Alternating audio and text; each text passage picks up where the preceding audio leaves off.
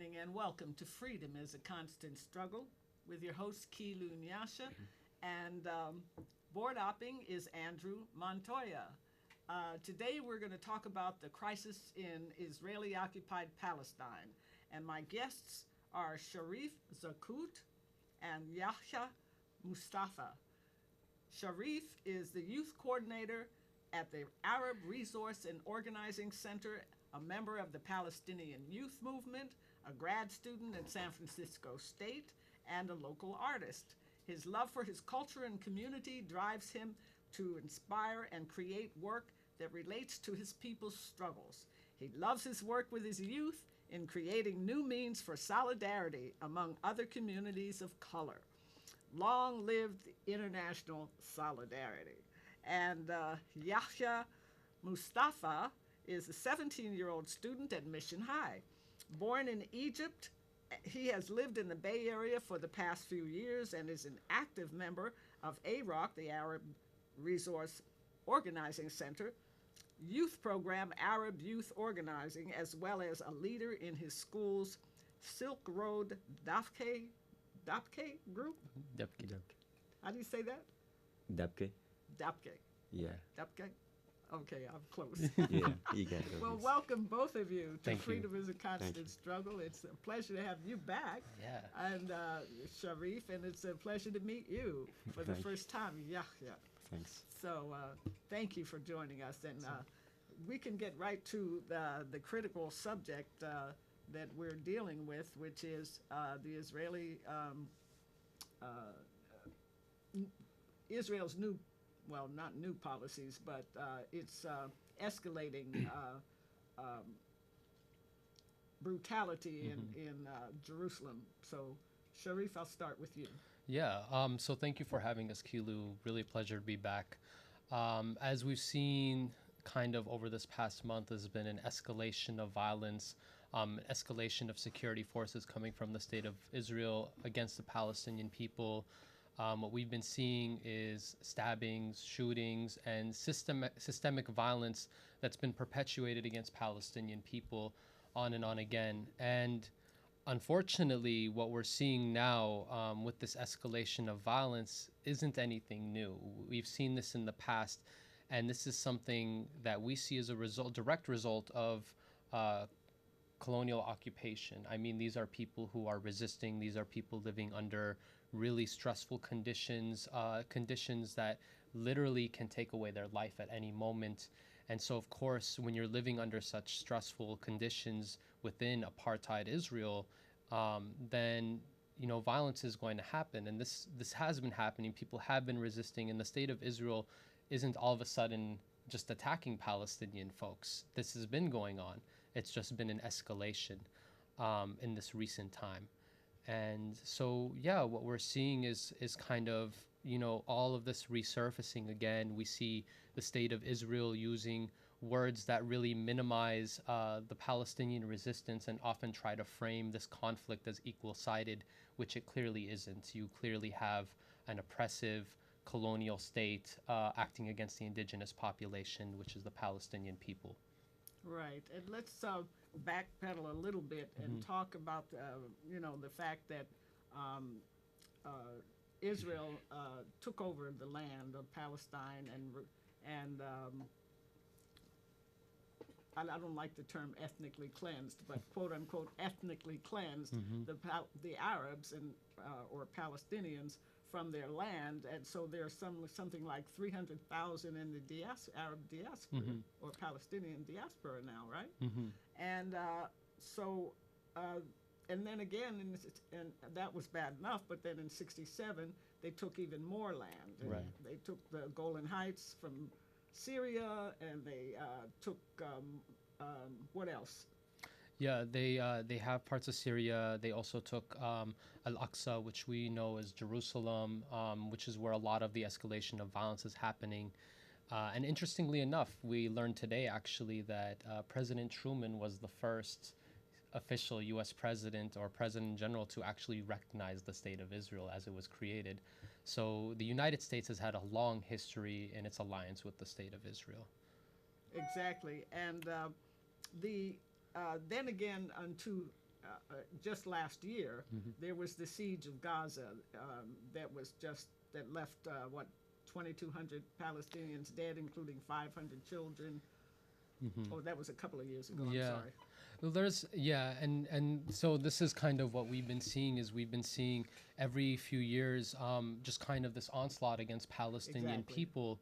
Really, it's Israel flexing its power and dominance in the region. It's Israel also testing its weaponry on indigenous populations so that they can be, claim tested, repackaged, repurposed, sold to other oppressive countries, including here in the U.S., often used against Black and brown communities.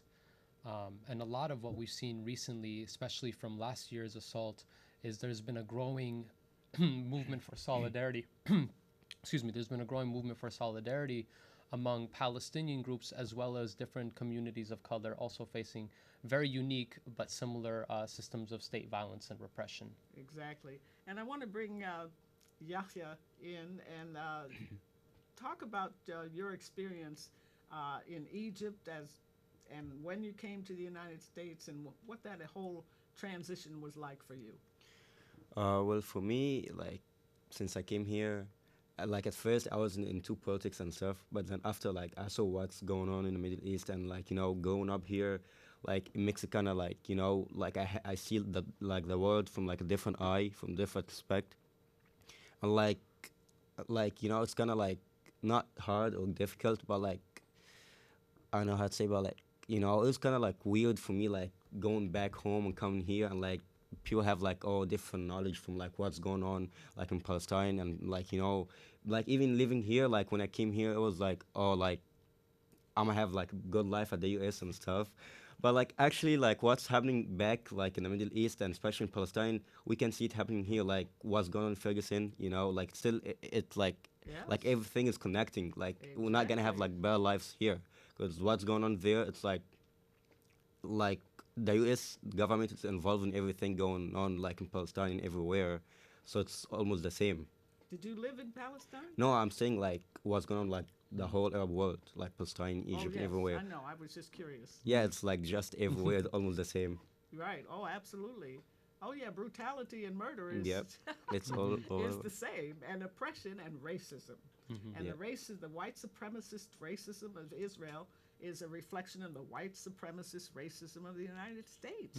And and U.S. is their biggest sponsor and ally. Yeah. That's true. Not to mention Saudi Arabia, for goodness sakes, which is weird.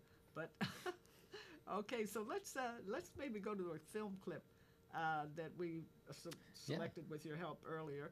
And this film clip is about Black Palestinian solidarity or solidarity with people of color in general. Yeah. And I think that's so important. Go ahead. Yeah, this little clip, came out a few days ago. BlackPalestinianSolidarity.com, made with a lot of different, really prominent Black figures and Palestinian figures, really to kind of link the similarities of oppressive states within Gaza and Ferguson, kind of linked, like I said, last year. Right. Yeah.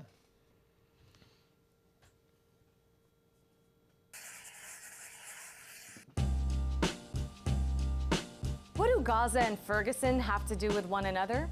If you ask the Black and Palestinian artists and activists who've just released a new solidarity video, a lot. Prominent figures like Miss Lauryn Hill, Danny Glover, and Alice Walker came together in this 3-minute video with one strong message. When I see them, I see us. Harassed, beaten, tortured, dehumanized. Stopped and frisked, searched at checkpoints. Administrative detention, youth incarceration. The poem highlights the similarities in the violence and struggles faced by both communities. Palestinian legal scholar and organizer Noura Arikat got the idea for the video during the summer of 2014 when Gaza was being bombed and Ferguson erupted in protests after the police killing of unarmed 18-year-old Michael Brown. I asked her what's the significance of solidarity between Black Americans and Palestinians. The point is not to compare oppressions. Blacks the world over have suffered from a legacy of racism much deeper than the contemporary Palestinian struggle.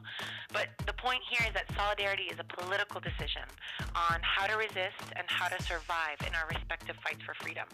And it's a solidarity movement that has been steadily growing. Earlier this year, activists from groups like Black Lives Matter, the Dream Defenders, and the Black Youth Project 100, among others, took a historic trip to the occupied West Bank in Israel.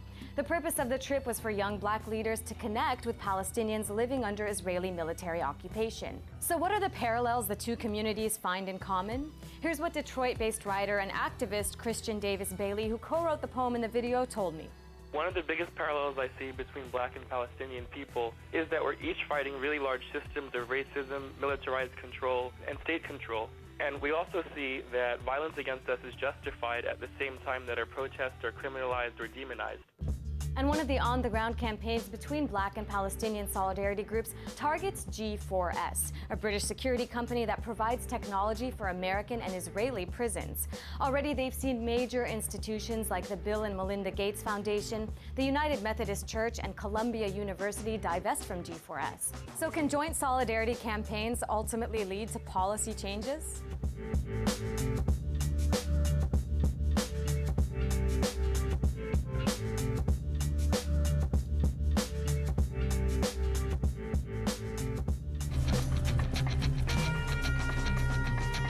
When it comes to the Israeli-Palestinian conflict, it feels... All right. Yeah, and also we almost forgot there's a demonstration on Montgomery Street. Yes. Coming up at 6 p.m. Yeah, I'd like to make a huge shout out to the General Union of Palestine students in San Francisco State University. They are hosting, and they were the ones who initiated this protest in front of the Israeli consulate today at 6. If you've been hearing about what's been going on in the news, our government completely and fully supports the state of Israel. Without the United States, there would be no Israeli hegemony. And I think it's important that we show up to these protests, we show up to these demonstrations en masse, not just to show our solidarity with the Palestinian people, but to also show and put pressure on our own local government, especially here in San Francisco, where we as Palestinian and Arab folks are even impacted by Zionism within the Bay Area. So today at 6 p.m. In front of the Israeli consulate on Montgomery in the city, there's going to be a large protest to call near Market Street. Near Market Street, yeah. And it's just a few blocks away from the Montgomery BART station. Very easy to get to, and yeah, we hope to show up in large amounts over there. Oh yeah, and this program will be rebroadcast Wednesday at 9:30 p.m. So if you want to jump over there, we won't mind. Okay, Yahya, talk a little bit about your experience with organizing youth. So for me as a youth, so we started organizing I started in like 2 years ago, and we did a lot of stuff like blocking the boat, which is I remember that. yeah, it's a boat comes from Israel. It was all of Israeli products. So we blocked it, and it was in West Auckland. So basically we did that. So to solve. It was very effective. Yeah, it affected a lot. So we don't want any products from Israel come here anymore, and it happened. It doesn't come anymore here. It was at West Auckland, and also we've been organizing, mobilizing for showing people and putting pressure on the government. As Sharif said, today we're not just protesting to show that we support people back in Palestine, but also to put pressure on our government here that we don't want to have an Israeli consulate here. That's we think that's shame in San Francisco, the city of San Francisco, that we're having an Israeli consulate here. Right. I wouldn't have thought of that. Yeah, that makes sense. Why should we have it? So, it's a very repressive, racist, imperialist, occupying state that shouldn't even exist. Definitely. And so Yahya was talking about, things like Block the Boat, really, and even as this film showed, there's been a lot of growing solidarity within the Palestinian movement to kind of show connections to other struggles happening within other communities of color.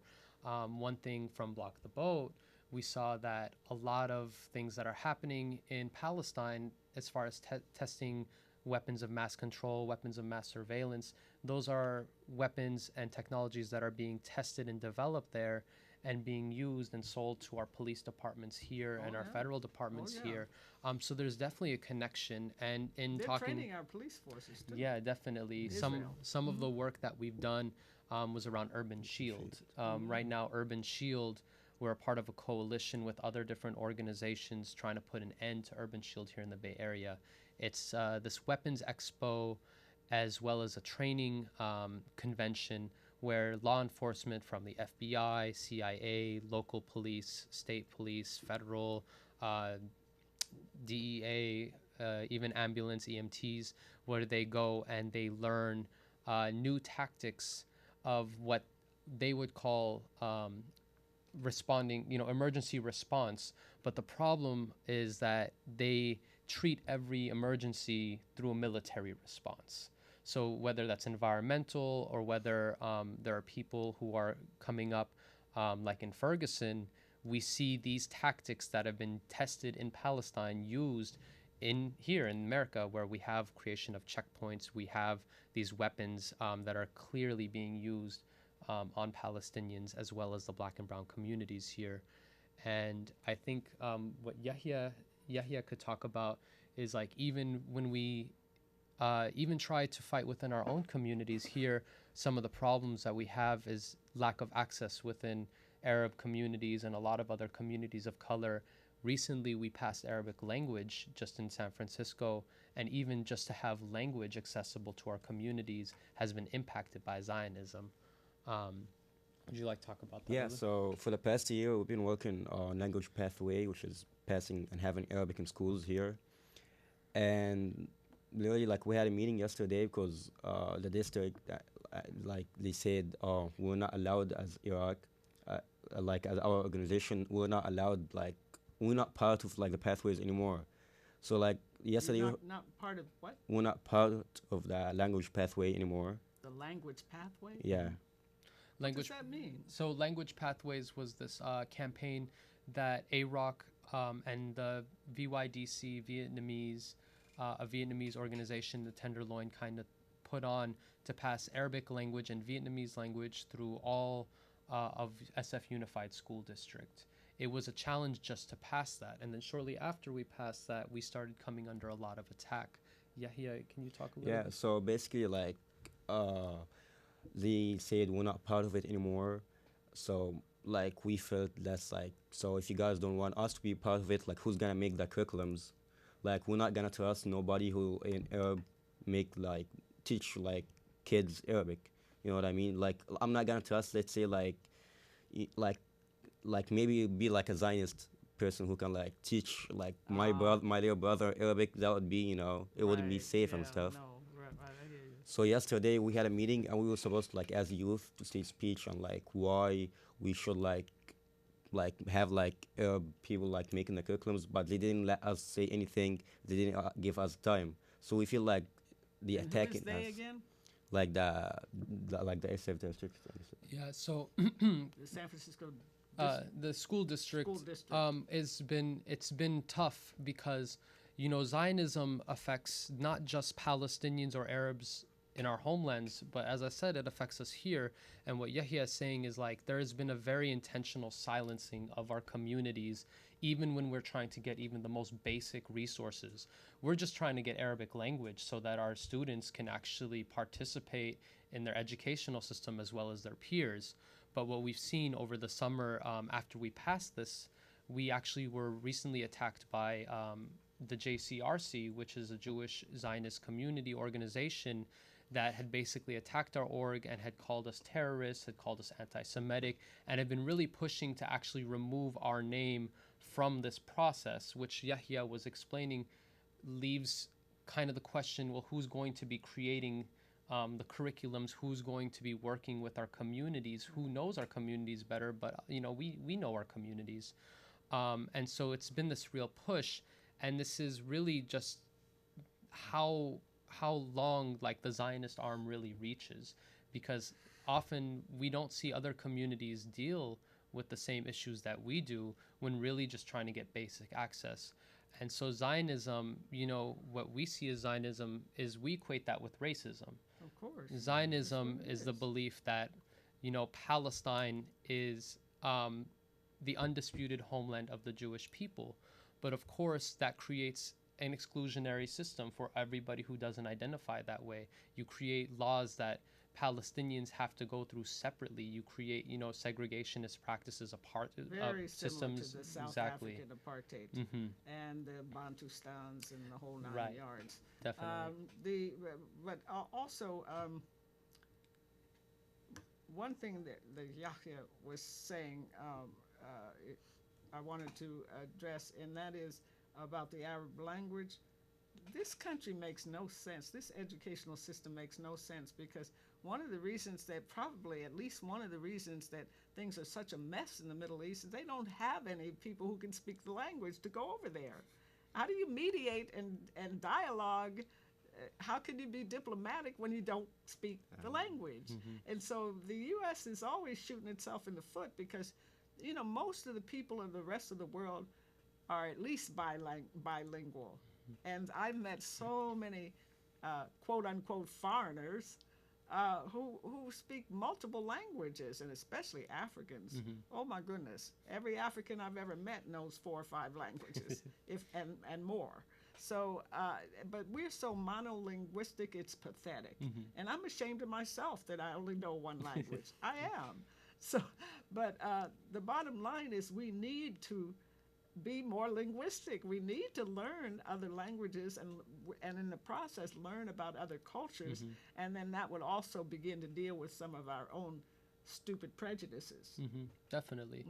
And we would say that, like in many ways it's intentional, right, to exclude us from these conversations. And to exclude the language from the curriculum. Right.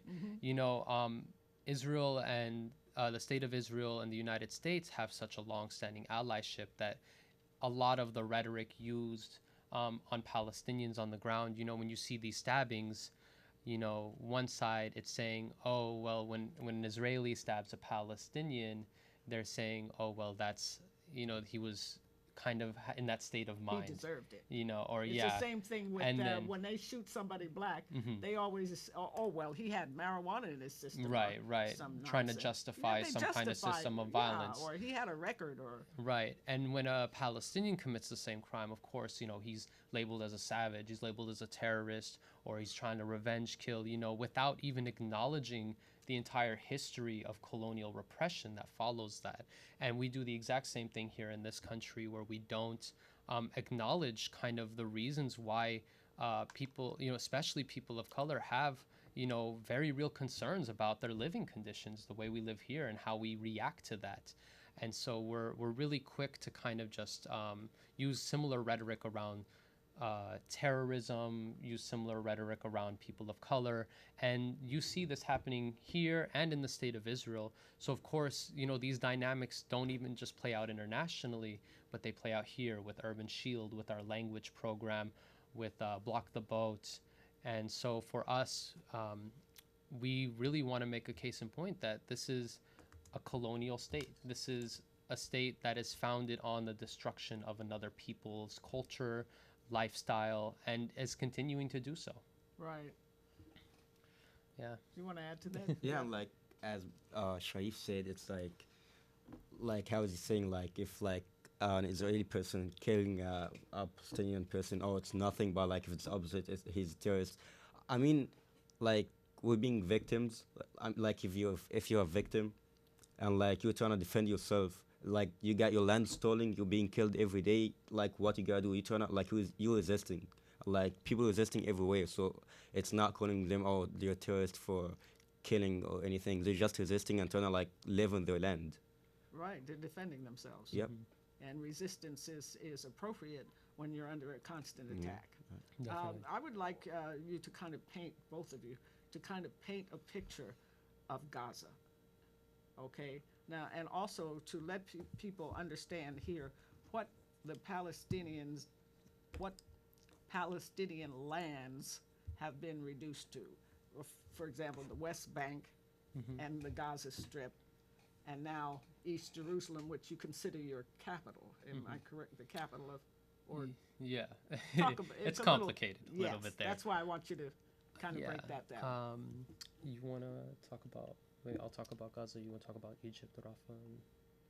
The colonial project of Palestine happened, the implementation of it at least happened in 48. So it's been about 70 years. When that happened, about almost half the Palestinian population was displaced there. A lot of them became internal refugees. They moved into other areas that eventually did become the state of Israel, and then they had to get displaced a second time. And then even in 67, there's been even more land grabs from the state of Israel, including taking over of Al-Aqsa, Jerusalem. And today, what we've seen is more or less, you say you don't like the word, but ethnic cleansing of Palestine.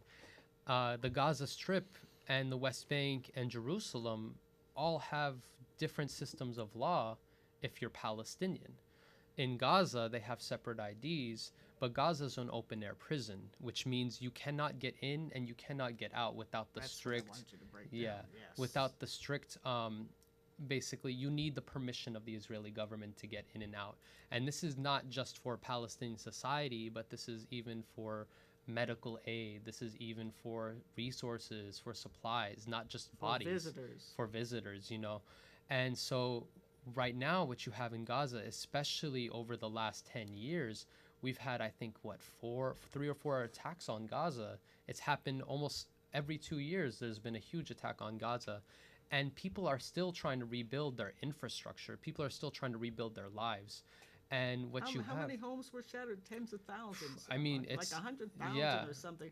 And they're not even rebuilt. It's from several years ago. Right.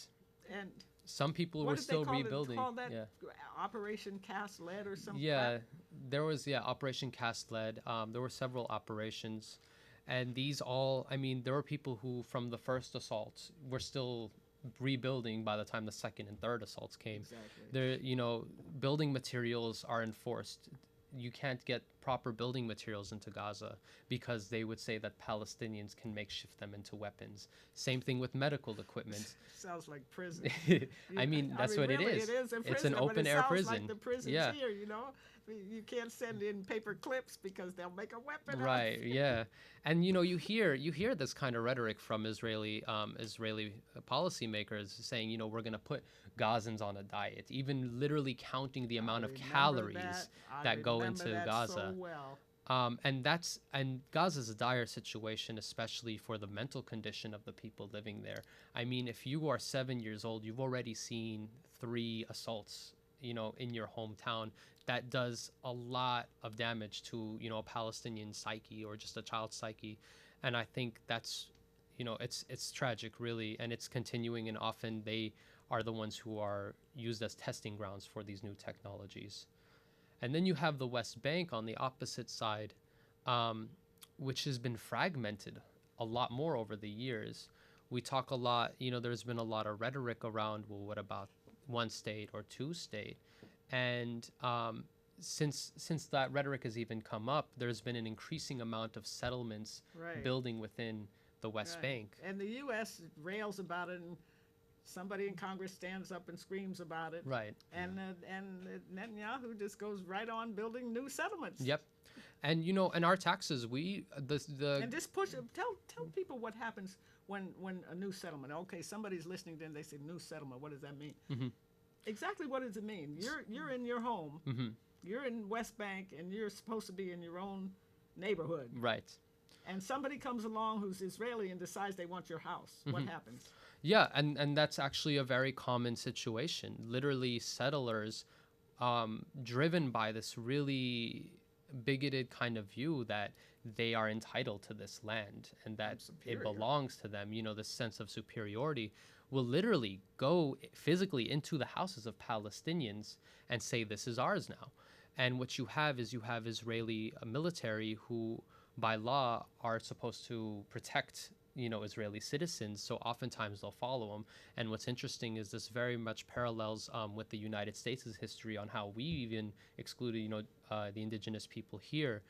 And so when you create settlements, what happens is you're not only removing someone of their home, but you're also dividing communities, because sometimes these settlements pop up in the middle of Palestinian towns and villages.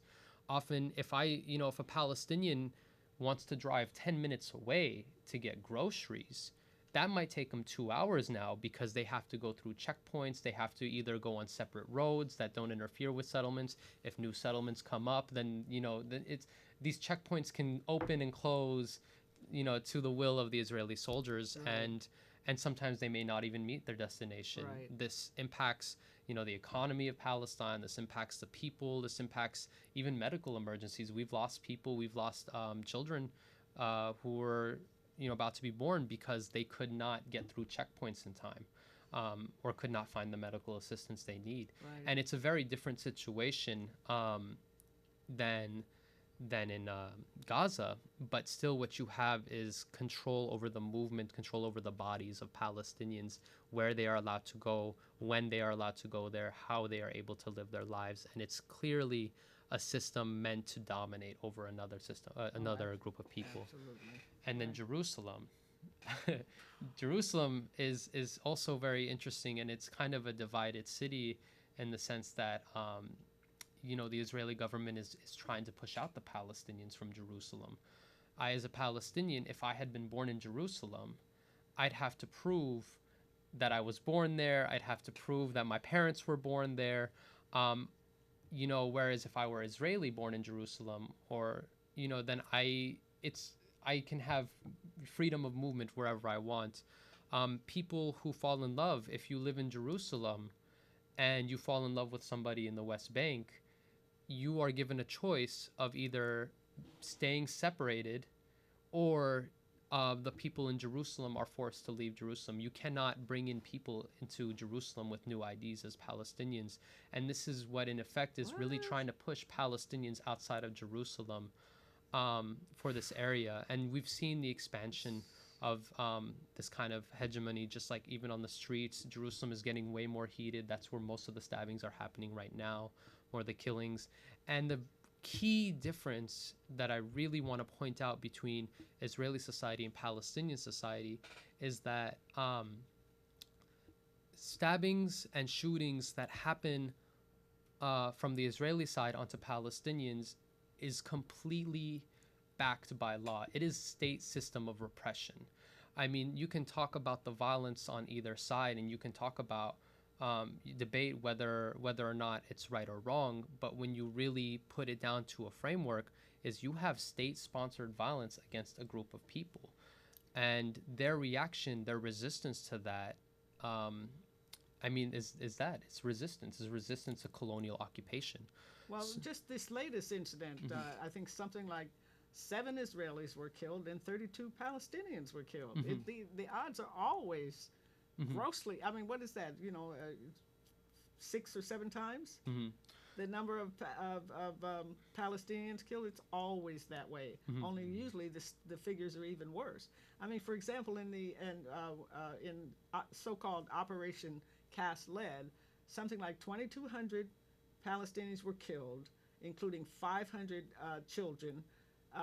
And if I recall correctly, it was something like a little over 70 Israelis were killed, and almost all of them were military. They were not civilians. All of the Palestinians, except practically, were civilians, except if you want to count the militants, as military.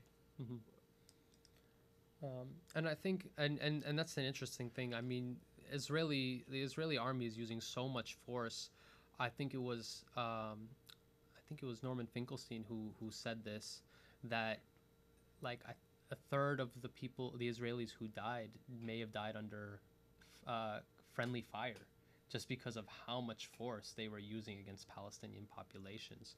Right. So they may not, even that 70-something may not have been killed. Been killed by Palestinians. Right. Though that's just what I've heard. But right. Did you want to talk a little bit about just kind of like the Egyptian relationship too? For right now. Oh yeah, so as Sharif said, like it's hard to get to Palestine or Palestinian people like any medical or any supplies now. So you know how like Egypt is kind of next to Palestine. So now on the borders, it's like we can't like give any like supplies that can help people, because now like the Egyptian government, they closed the Rafah. Yeah, they closed the border on Rafah, because you know how now the new government in Egypt is kind of like not. I mean, I'm not saying like with the Israeli state, but they don't care. Oh, it's obvious. It's like they don't care about what's happening in It's another Palestine. military dictatorship Exactly. backed up by the U.S., which backs up Israel. Yep. So guess so what? he backs up Israel. Yeah. So now they've got, two monster foes. It's from each side. I mean, for me as an Egyptian, and I was in Egypt this summer, and I saw like everyone there supports Palestine. Like we're all like the same, but it's just about the government because the government like gets like aid and money from the United States, and United States supports Israel. So it's like all Well, like I think Israel is the number one recipient of U.S. aid to the tune of billions per year, right. and Egypt is number two in military aid and billions more. Yeah, the United States and kind of shifting into like more about how the United States directly impacts, this occupation. We spend about $3 billion in tax dollars a year to go to the state of Israel as aid money, and that's not counting. That's not counting. Within the year, usually we give more aid or packages or something. Usually we give extra aid to the state of Israel, whether it's in arms, whether it's in Apache helicopters, whether it's in more money. We literally give billions of dollars a year to the state of Israel. But think about it also, that money is recycled because the U.S. provides military money for Israel to come and buy military weapons from the U.S. Yeah. So, it's all, it's a system of repression. It's clearly intentional. And at the same time, the U.S. just sent Saudi Arabia $60 billion worth of weaponry. Wow. Yeah. And one of the things is like, and of course they're bombing the hell out of Yemen. Oh yeah. I mean, and that's the thing is a lot of the destabilization happening within the Middle East would not be possible without the state of Israel and the United States. Both, are colonial settler states, both have vested interest in making sure that this type of militarized economy continues. And both have an interest in repressing movements that try to counter those, counter these systems of hegemony. What was said in the video shown earlier is the Detroit activist Christian Bailey was saying is that when we try to oppose what our government is doing, or when we take to the streets and protest, we as protesters are demonized. We are, they're criminalizing us for even talking about these things. Oh, yeah. Some of us more than others, but clearly it's systems and tools to divide and conquer us as like people of color especially. And one of the great things is that there have been movements and there have been moments more recently where we have been able to link different activists and see the similarities that we face. Unique struggles, but all stemming from more or less the same structures of power that dominate us. Let's come back home and Yahya talked a little bit about the student organizing that's going on right here in the Bay Area. So for right now, like we're like as like the youth, we're trying to focus on the language pathway because that's really like a big deal for us. Like if we have Arabic here, it would be like a really big deal for us. But like what's going on now and getting attacked by like other like Zionist organizations, but we're still trying like to get the language, and pass it because like for me, like I have a little brother, like I don't want him like to go up here and like forget his language and like his background and everything. And at the same way, like if we like as like our organization or any Arabic organization like make the curriculums and it made by like non-Arab, like it's not, I'm not gonna be like comfortable or feel like my brother would be safe like for learning that. You know what I mean? Like like if like let's say if we bring like someone like he's non-Arab and he doesn't like Arabs, he would write anything that show us like a terrorist or in bad way. Right. Yeah. Yeah. So that's why we're trying to focus on the language pathway right now. You need somebody trustworthy. Yeah, I like understand we're not gonna trust nobody. He's non-Arab. You know what I mean? I hear you. I feel you. What about Urban Shield as well? What are we trying to do with Yeah, Urban Shield? so for Urban Shield, like Sharif said, like so basically like the the U.S. military get trained by an Israeli soldiers. So basically, like here, the U.S. like Israel tryna make here like the U.S. the military here like treat people in aggressive ways, like what's going on like in the Israeli state. That's why we're trying to stop that, cause like we're not trying to like get killed and shot every day like what happening here. So we're trying to like change that way of thinking, how like the U.S. government wanna like be like the Israeli state. We're trying to change that way, like not having like weapons coming from Israel to here and stuff. Yeah, so you're educating and raising the consciousness of the students about the militarization of the police here, and you don't want them behaving the same way Israeli troops occupy and brutalize the Palestinians. Yeah. Like for me as a student, like I go to Mission High, like I see a lot of cops at the school. I'm like, why do we need cops? Like that's kind of like like it would scare me to go to school. So that would like affect my education if seeing like a cop carrying gun in the school just walking around. Right. Oh yeah. They're turning our schools into prisons because they're really trying to make schools our pipeline to prison in a lot of the poorer areas. Definitely. And in the areas that are dominated by people of color. You talk about ethnic cleansing, quote unquote. That's what's going on here, because I'm convinced that people of color are the majority, and the whites are, especially the white supremacists in power, are loath to think of themselves as a minority, and so they're really there's a very reactionary backlash that's really trying to eliminate people of color from any way they can, and they're doing a good job, because they're breaking up our communities big time. And the highest rate of incarceration is among women now, so they're destroying our families. Yeah, we definitely, especially like prisons are a tool of repression wherever you go. Yes. Yes, and this is the mass incarceration. Exactly, we're the capital nation. of that.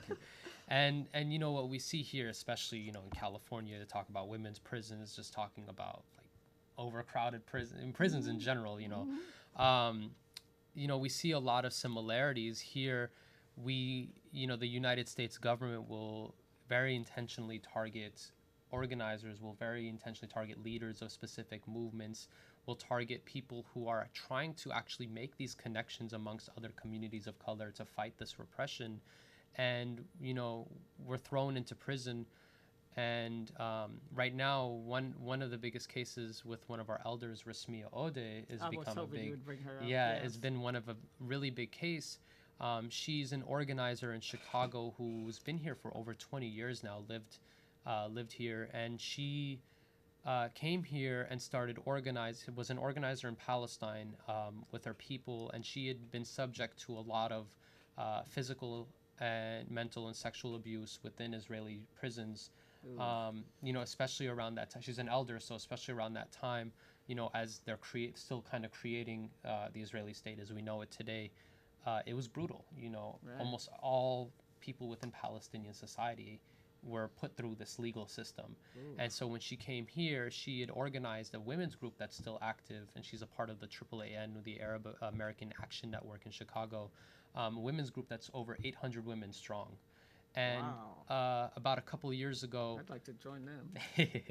And about a couple of years ago, the United States government had effectively tried to put a stop to her organizing by saying that she had lied on her immigration papers, saying that she had never mentioned she was under Israeli, she was like arrested by the Israeli government. And so what this is effectively, and now she's facing charges, prison, and deportation, and she's almost 70 years old. And it's clear that they're targeting our elders, our leaders, our youth, because I think they're scared. They start to see that we are making these connections. And very much like here in Palestine, prisons are also used as tools of repression. About a fourth of Palestinian society has been through, Israeli legal court systems, and they have, they often convict about 90 to over 95% of Palestinians who go through. And oftentimes Palestinians even have to plea bargain, even if they had, they weren't responsible for whatever. We're used to that. Yeah. and so we see a lot of similarities, but one thing we are seeing a lot of is resistance to these kind of institutions, to prisons.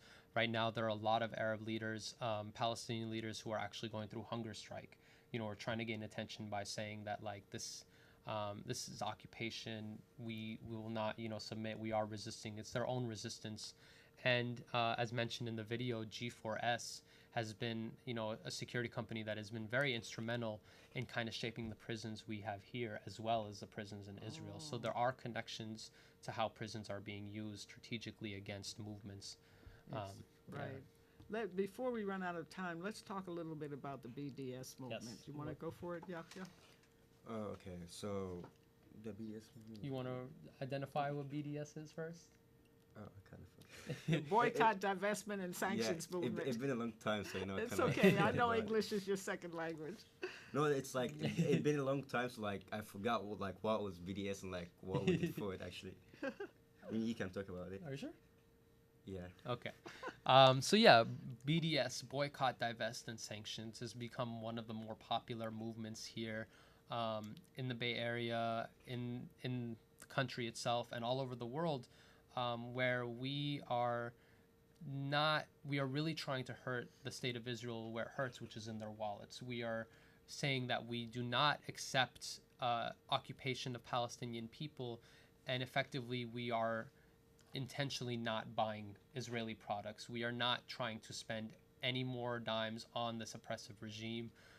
We are not interested in circulating that. And so we should really be critical, especially here in the Bay Area, here in San Francisco. We shouldn't be supporting businesses that support occupation and death. We shouldn't be supporting businesses that support the creation of weapons and surveillance technologies. But not only that, we shouldn't be supporting apartheid. Oh, of course. Racist apartheid. The same crap that was in South Africa. Right. Same exact phenomenon. Definitely. And the BDS movement brought down South Africa apartheid. Yeah. It didn't change the system, unfortunately, but it did bring down apartheid. Because without the major corporations that started pulling out of South Africa, and the economy becoming so fragile, there's no way that we would have won. Definitely, and a lot of the BDS movement has been inspired by the South African boycott, divest, and sanctions movement.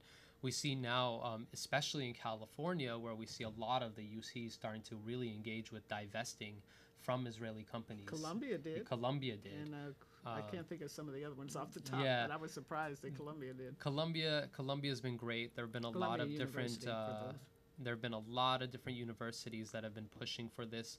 Often, like Palestinian students working in collaboration with like Black student unions, Muslim student unions, like Chicano Latino groups, really trying to form these alliances, solidarities, and also, having this understanding that like by not putting your money into an apartheid regime, you're effectively also helping your own cause. We are trying to connect all these causes, and again, the U.S. supports Israel. The state of Israel supports the U.S. So anything that we can do, even if it's choosing how we consume, can really make an impact. The system, hopefully, end apartheid within my lifetime. Right. Yes. Yeah, absolutely. Well, any last words? Because we're about out of time almost. We got a couple of minutes left. So one more time, we are going to be meeting in front of the Israeli consulate on Montgomery Street. That's going to be happening at 6 p.m. We will be there. We're going to leave for the protest right after this. So show your support. Bring your families. Bring your communities. Bring yourself. If that's all you have, we need your support. Near Montgomery Street, BART. We'll see you there. For me, I appreciate you having us on your show again. Thank you, and long live international solidarity. And as Shay said, we're going to protest now, and like our main reason to put pressure in the government and not having like Israeli consulate here, like most of the Latin countries, like they don't have it anymore. So we hope. Oh, I didn't know that. Yeah, most Latin countries now. They like, got rid of them. Yeah, so we hope that Alright. happens here in SF and like all Okay, over the that's country. that's a good thing to move on. Yeah. Get rid of them. Yep. Hopefully we will. All right, thank you so much. Thank you for having us. And yes, and actually, I think we still have a little time. Actually, I can't see the clock. That's one of the reasons I have trouble winding down. Oh, good. So with the 2 more minutes, let's think of something that we may have left out that we want to talk about. Oh, political prisoners. We didn't talk about political prisoners. Yeah, slightly. We have tons of them here from our struggles, and there's still Panthers locked up. Right. We did our last show on some of them. Oh, by the way, I have to make a correction that with this minute. A shout out to Jalil Muntakim, Anthony Bottom. I neglected to mention him last week. He has a new book out. Look it up. And I started off saying Jalil, and it was and wound up calling him Jalil Al-Amin. It's really Jamil Al-Amin, formerly H. Rap Brown, and then I neglected to mention him, so I'm so sorry about that. But anyway, how many Palestinians now in prison? About 3,000? I couldn't even count. I mean, the number is growing every day. Israel right now is kind of gearing its forces for this day of rage. There's still a lot of high tension. So again, it's important that you make it clear that San Francisco should not be doing business with the state of Israel. We in San Francisco can do a lot to really say that we do not want to be a part of this apartheid. We do not want to give into this. And I just want to thank the General Union of Palestinian Students at SF State for initiating this again and including us in this process as well.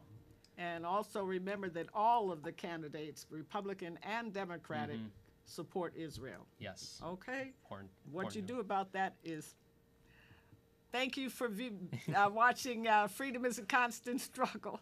I blew it.